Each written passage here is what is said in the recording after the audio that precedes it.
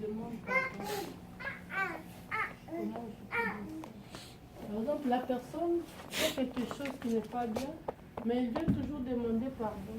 Il pardonne, mais il commence toujours la même chose. Il demande toujours pardon.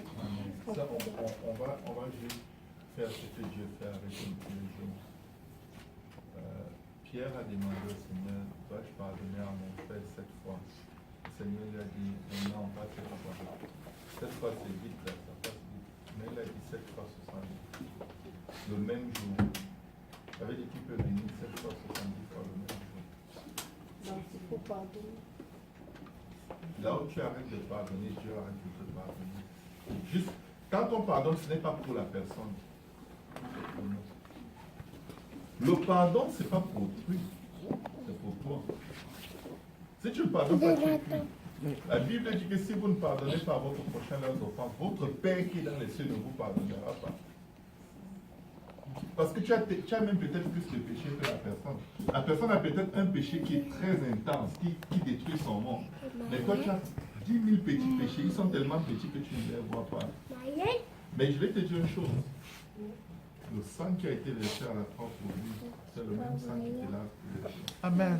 Quand tu refuses de lui pardonner, tu vas te dire, ah, Seigneur Jésus, toi le seul qui a la faute pour lui les forts. Tu le condamnes. Et ça fait que, bon, le jugement avec lequel vous jugerez les autres, on vous jugera. Donc ça fait que tu as refusé de pardonner, après tu demandes pardon à Jésus comme, je veux bien, mais c'est pas, tu m'as donné un autre message en condamnant cette personne. Je ne veux pas te condamner. On peut pardonner, c'est bon, mais j'ai des problèmes.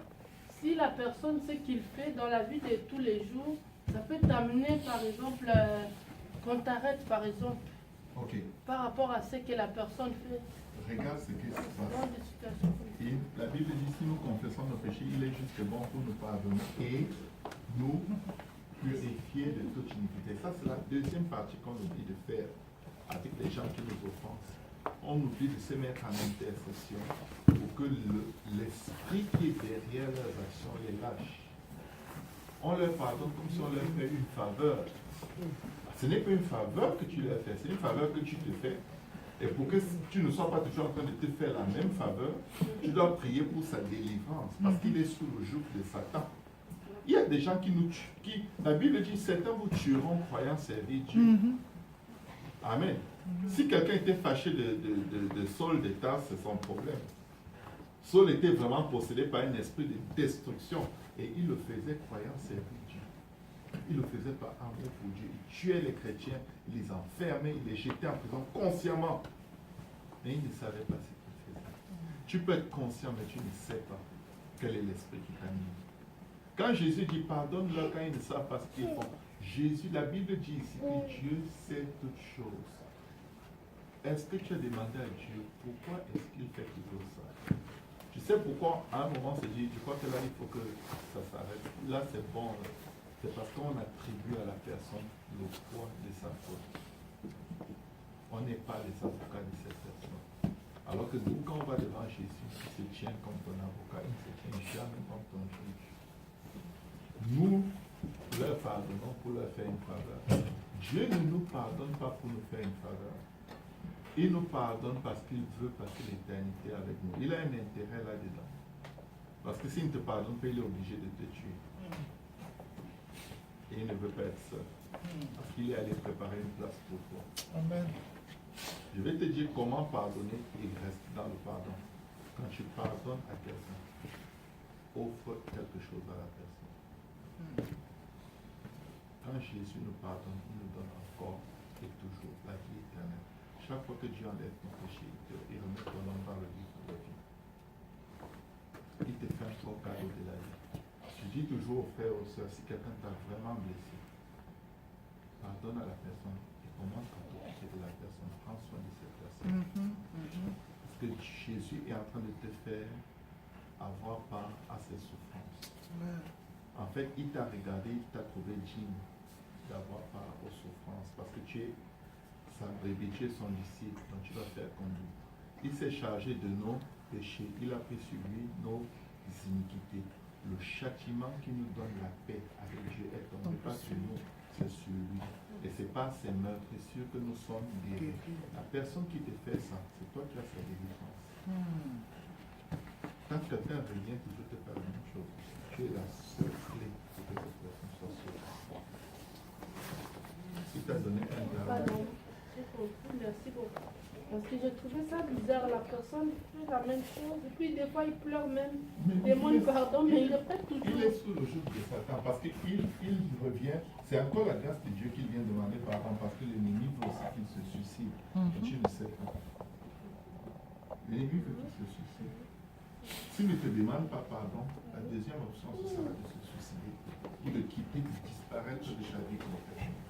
Donc pendant que la personne est encore vivante, et que tu peux encore aller devant Dieu en anticipant tous les coups que la personne va venir te faire. Tu commences à pleurer devant Dieu. Seigneur, je ne peux plus.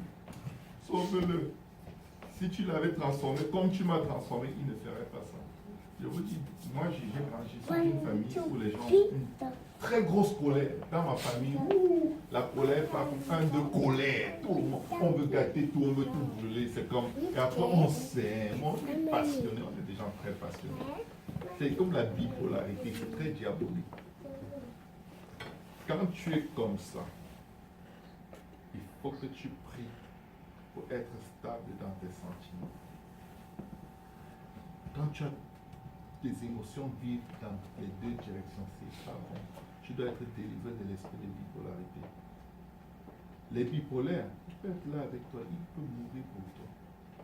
La seconde d'après, s'il voit une voiture passer parce que tu as dit un mauvais mot, te pousse sur la voiture, tue-le. Il dit, c'est bon, pourquoi je fais ça? Non, tu as besoin de délivrance. La plupart des êtres humains ont ces sentiments extrêmes. On veut que Dieu nous pardonne, mais on ne veut pas pardonner. Il avait dit ceci, il avait dit cela.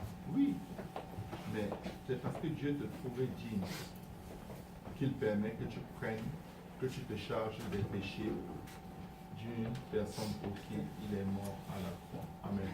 Mais tu ne peux pas y arriver sans prier beaucoup en langue. Il faut prier beaucoup en langue pour ce sujet particulièrement.